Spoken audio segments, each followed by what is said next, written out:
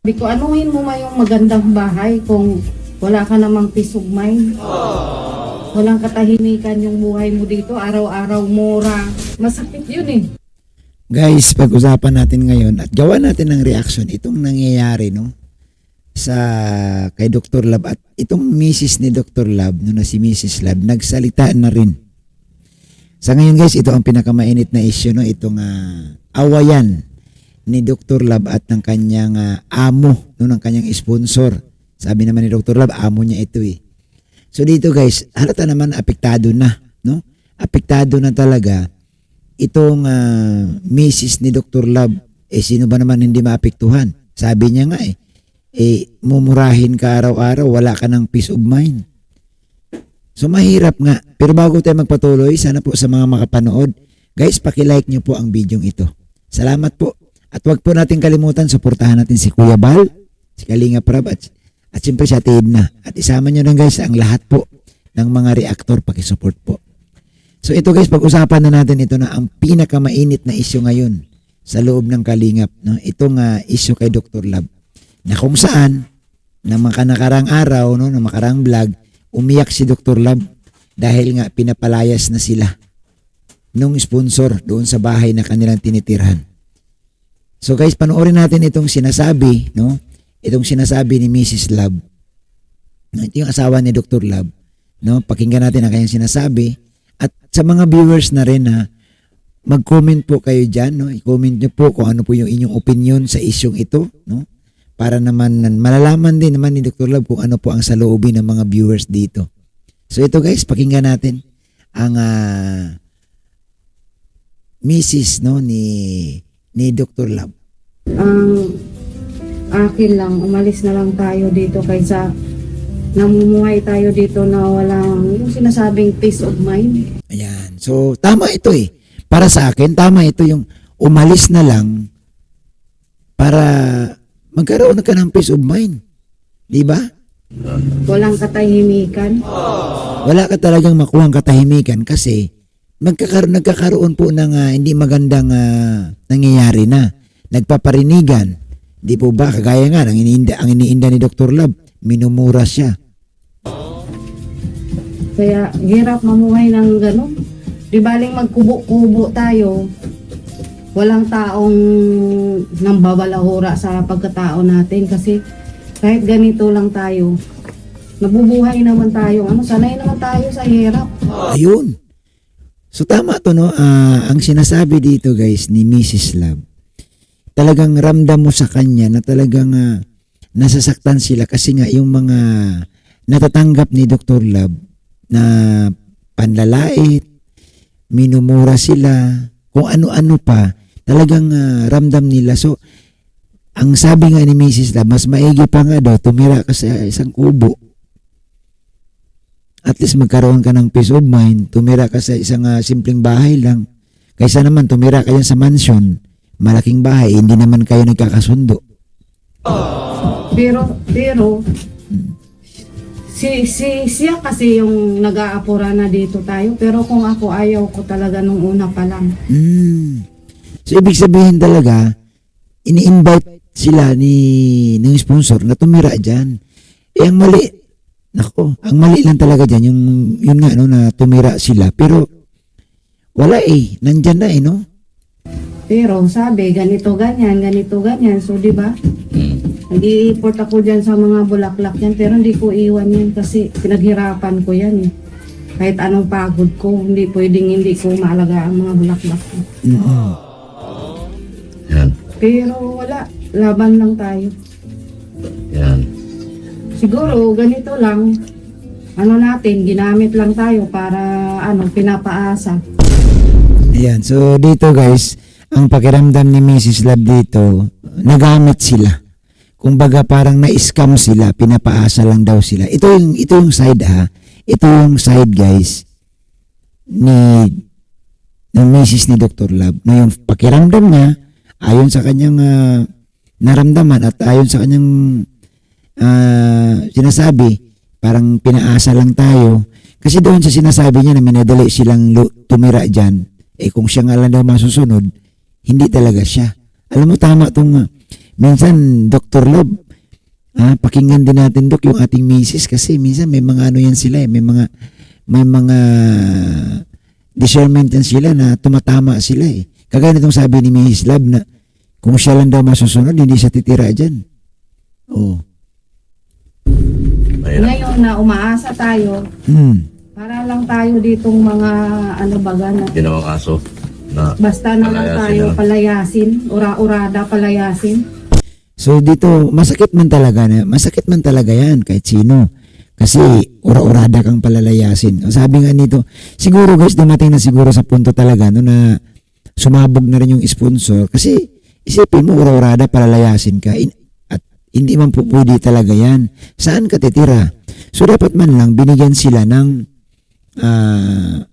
panahon, di ba? Kinausap ng maayos na, Dok, hanggang ganito na lang kayo dyan, maghanap na kayo ng malilipatan. So ito yung inanakit po ng asawa ni Dr. Love na paalisin na sila, ura-urada pa. Di naman tao naman tayo na pinapatira niya dito. Akala ko tao din siyang ano, kaya tumira tayo ditong tao. Pero yung ganyan, ura-uradahin na lang tayong lumayas. Okay, fine. Yun lang pala eh. Ano, ready na po siya. Kaya nais ko na para pagdating ng bakasyon ni Darlene, ano na Alis na tayo. dito. Ano pang gagawin? Babalik tayo sa bahay natin. Total, Ay, nasabi- kaya nga, nung una pa lang, hindi ko binibitawan yung bahay dahil alam ko sa bandang huli, papunta tayo sa ganito. Yun, sanay naman tayo sa hirap. Saan ba tayo? Nung una nga, wala kang ang bahay dito. May taong mabait na pinapatira ka lang. Di ba? So, alam nyo guys, itong nangyayari sa kay Dr. Love, kayang-kaya ito. Wala ito. Madali lang ito malampasan ni Dr. Love kasi marami pa man talagang sumusuporta kay Dr. Love. Marami pa. Di ba? May mga solid sponsor pa rin si Dr. Love. Lalo na sa panahon ito na sa ngayon marami pong nakikisimpatya kay Dr. Love. Maraming nahawa kay Dr. Love.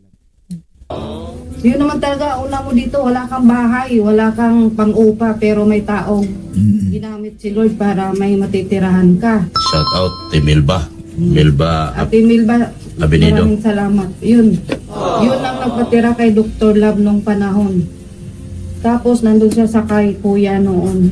Yun ang sinasabi ko, anuhin mo yung magandang bahay kung wala ka namang peace of mind. Walang katahimikan yung buhay mo dito, araw-araw mura. Alam niyo sa totoo lang, alam mo, sa pagkakataong ito guys, ang isa sa mga labis na nasasaktan, sa totoo lang, itong asawa ni Dr. Love. Sa nakikita ko, sa totoo lang,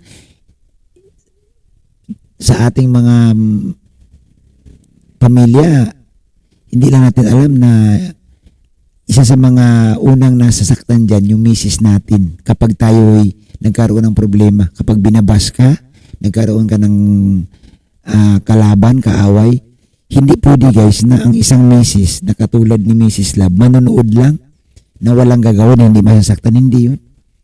Kasi mas sensitive sila, no, itong mga misis. Pagdating ng kanilang mga mister, magkakaroon ng problema, magkakaroon ng hindi maganda. Kaya, pansin nyo guys, no, si Mrs. Love, sa mukha, talagang maluha-luha, masakit, no, inilalabas niya yung kanyang saloobin, inilalabas niya yung kanyang nararamdaman, hindi po ba? So nasabi niya nga, ginagamit lang tayo dito, ginawa na tayong tao-tauhan. Araw-araw pag bintang, kahit ganito tayo, sanay tayo sa hirap. Ayan. So ang nangyayari kasi, parang napuno na talaga sila kasi sabi nito, araw-araw bintang. Ano ibig sabihin nito? Ibig sabihin, parang pinagdududahan na talaga sila. Na kung saan ayaw naman din tanggapin nila na ginawa nila yon, kagaya ng sinasabi ni Dr. Love na pinagbibintangan siyang magnanakaw.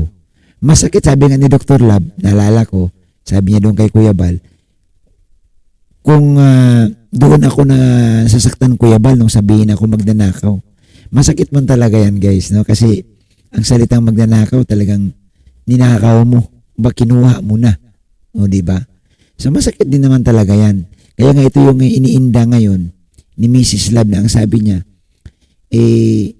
sanay naman tayo sa hirap. Di baling kubo-kubong alam daw ang matitirhan nila.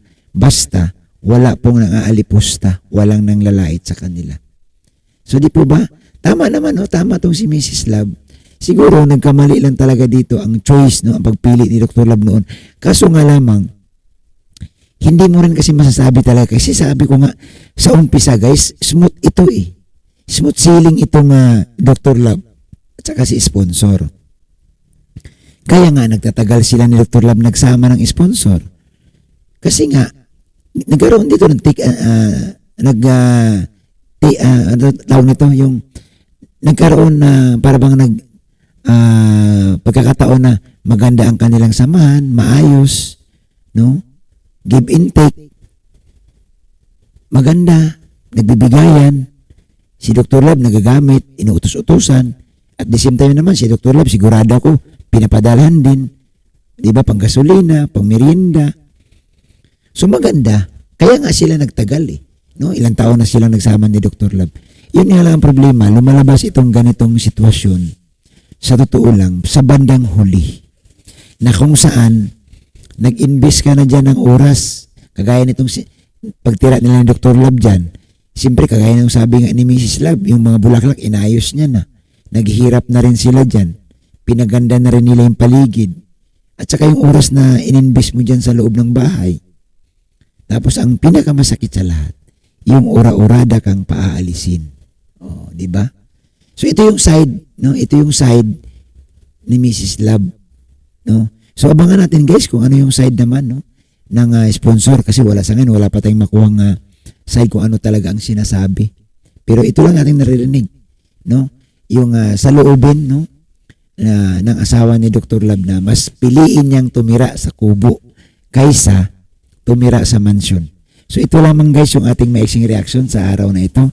Sa mga hindi pa po nakasubscribe sa ating YouTube channel, ayan po, pakisubscribe po at pakilike na lang po. Pakilike na lang po ang ating upload video. Maraming salamat sa inyong lahat at isang mapagpalang araw mga kababayan.